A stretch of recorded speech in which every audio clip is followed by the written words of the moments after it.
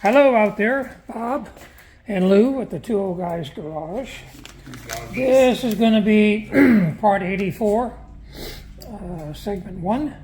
It is December 8th, and first thing I'm going to do is we have finished the side panels on the hood. So the aluminum panels are fixed, attached, primed, and the stock pieces in, so that's the way it's going to be. We think it's looking pretty good. Again, for those of you who suggested we put those Anglia pieces on the inside of the panel, they don't quite fit. So, looks a little different from the outside. We like it, we're going to stay with it. I think it looks a little better with the, yeah. You got a contrast. Yeah, it's contrast, and it's a little different, but then the car is kind of different anyway. Yeah, okay, so I'm going to talk about what we're going to do. The front coilover springs that are in the car originally as built to 8-inch 200 pounds, and we're going to change those to 8-inch 350 pounds to get a little more sprung weight on the front end. And that's plan number 1 for the front end. And then the bigger plan for the rear is we're going to build a wishbone and replace the current Panhard bar arrangement that we have on the rear end.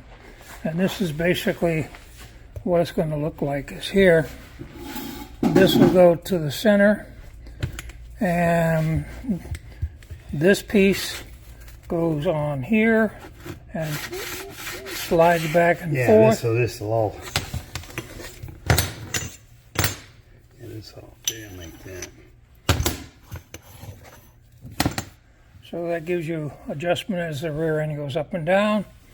And then to this piece will be welded 2 V pieces, and additionally at the end attached somehow, we're still working on that, maybe with tabs, but there'll be a Hyman on the back. This bar stock is extremely heavy, as you can see. It's 1 inch. It's 1 inch OD. 1 inch OD, and it's 1/4 inch. Yeah, about 1/4 inch ID. It's a thick wall.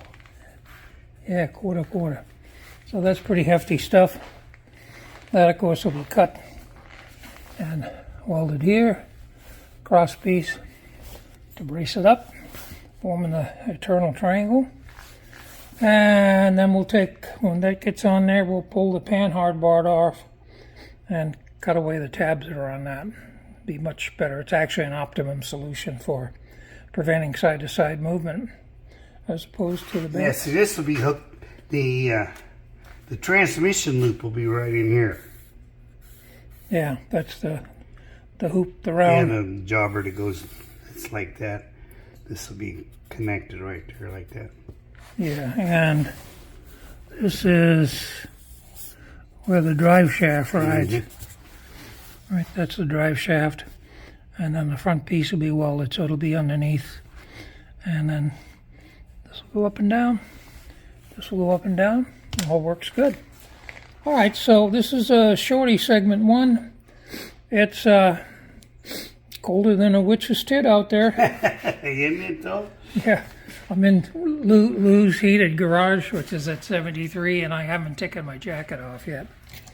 But the dogs have been fed their biscuits, so they're happy. All right, so I'm going to bring this segment to a close, and segment 2 will be probably further development of the get all this stuff of the wishbone. Get it all measured and cut and threaded and all that crap and shit. So with that, I'll bid you so long.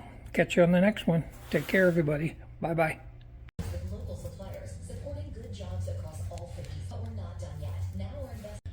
Hi, back same day. As you can see, Lou and I are lying under the car. Lou has taken the 2, we'll call them outrider bars that form the V for the wishbone.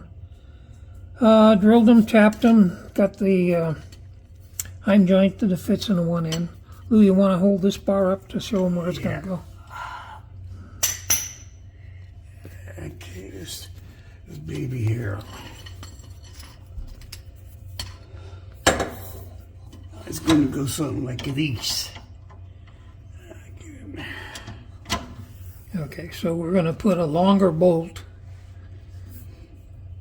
through this existing bottom rear of the 4-bar, and that'll take care of that hymen.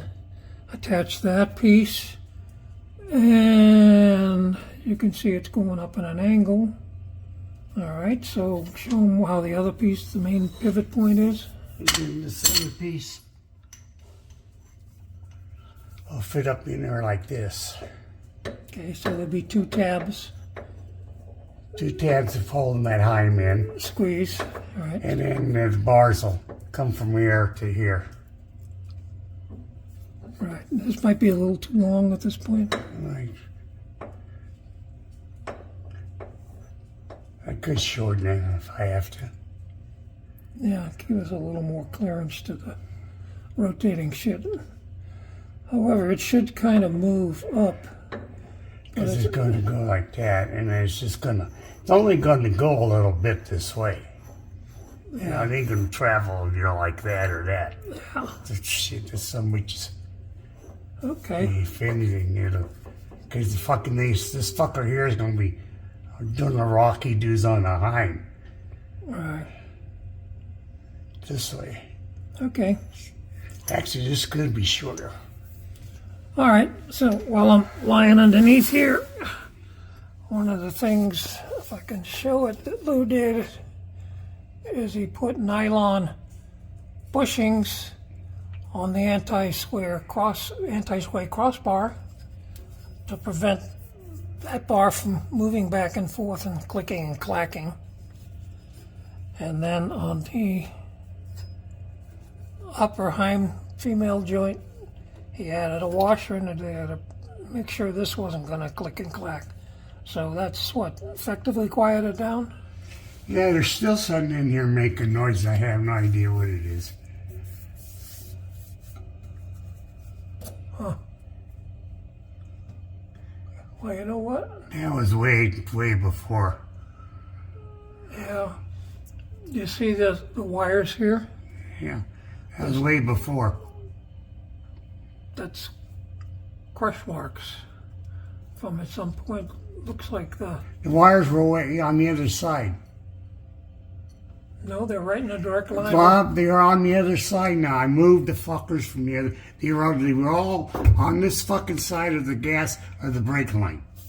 Like that it is up here. I moved them over. Okay. They were way over like that before. All right, well, doesn't make any difference because I'm going to take that fucking tab off. Right? You're not going to leave that tab after we take the Panhard off? Yep. Cut that off. Make sure that's not a problem. Okay, I'm going to end this here, and this will be likely the end of the segment 1 of this next part. Catch y'all later. Take care. Bye-bye. Okay, here we are. Episode 84, segment 2, December 11th, 2025. Lou is under the car making design changes. I'm going to climb under the other side. We're going to see what he's going to do with the wishbone for the rear end to replace the Panhard bar. So I'm going to put this on pause. I'm getting down on the floor. All right, back after a slight pause. When the hymens are in the vertical position, then you're limited. Right now, these 2 bars are squeezed together, and it's not enough because we're at the end of the travel with interference. So what we're going to do is change in the design a little bit. Instead of attaching this to this end, we're going to put a tab, and we're going to mount the hymen in a horizontal position, which will allow vertical movement to do lockdown at this end. And then Lou, at this end, we're still going to put a plate, right? Yeah, I think so. Yeah. And then instead of welding these to the sliding central tube, we'll probably add plates to the central sliding tube, and then this will be notched and welded onto that, which will make it under a little less strain. So I'm taking these apart now, and I'll be back in a little bit. Back again, same day. All right, here's the rest of the changes on the design. Starting at the front, on the tube, that's the safety tube for the drive shaft. Instead of having two pieces and having a hymen in here, we're going to have one piece, and then there'll be a clevis. Clevis. Now the clevis then will allow movement up and down, but not side to side, which is okay because it shouldn't move anyway. We just took a measurement under there. We're going to cut these tubes at about here, and then the central piece will have these kind of wing tabs welded to it, and then Lou will mill out the inside piece of this so it will actually slip in, and then of course it'll be welded top and bottom. So that'll give us the horizontal deal at the end will give us where we need these to come together for the angle that we want. Yeah, and then in the back, the 4-bar plate here. Just say this is the 4-bar plate right here. Here's the rear end. Okay, rear end's here. This is the 4-bar plate, and the 4 bars are coming. This will be welded onto there. Let me go. It'll go like that. Actually, it'll look more like this because there's where the 2 bars go this side. Maybe something like that. Okay. That might be a mango or yeah. This might end up being at a little bit of a tilt. It all depends what. All depends on How radius is. where that part falls. Yeah. Make up the difference here with that up there. Yeah, and the reason we're not showing this center tube is because Lou went to bore the inside of the tube for the bronze bushings, and his bit that he uses to bore it is fucked up. It's fucked up.